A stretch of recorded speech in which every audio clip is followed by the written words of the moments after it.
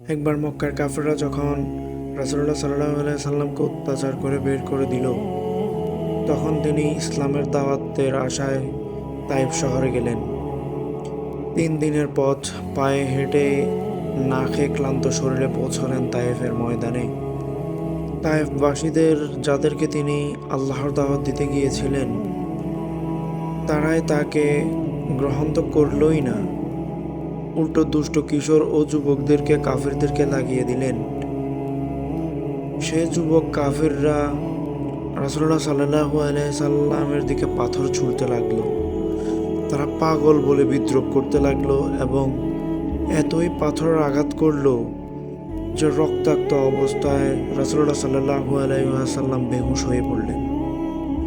রাসূলুল্লাহর এমত অবস্থা আল্লাহ সহ্য করতে না পেরে আল্লাহ তৎক্ষণাৎ জিব্রাইলকে পাঠালেন।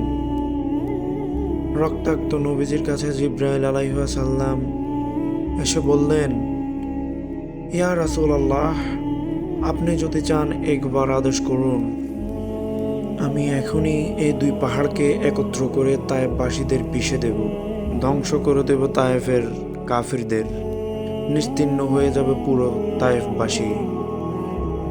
কিন্তু দয়ার নবী রাসূলুল্লাহ সাল্লাল্লাহু আলাইহি ওয়াসাল্লাম জবাব বললেন, না জিব্রাইল, আমি চাই না যে এদের ধ্বংস করা হোক, কারণ এরা হলো আমার উম্মতবাসী, আল্লাহর বান্দা এবং আমার প্রিয় উম্মত। বরং আমি আশা করি এদের বংশধরদের মধ্যে কোনো একদিন এমন কেউ জন্মাবে যে একমাত্র আল্লাহর ইবাদত করবে এবং আমার উম্মতদের মাঝে একজন আল্লাহর ইবাদতকারী হিসাবে সেও আল্লাহর পছন্দের বান্দাদের মাঝে একজন অন্যতম হবে। চিন্তা করুন, আমাদের রাসূলুল্লাহ সাল্লাল্লাহু আলাইহি ওয়াসাল্লাম তিনি কতই না দয়ালু ছিলেন আল্লাহর বান্দা এবং তার উম্মতদের প্রতি।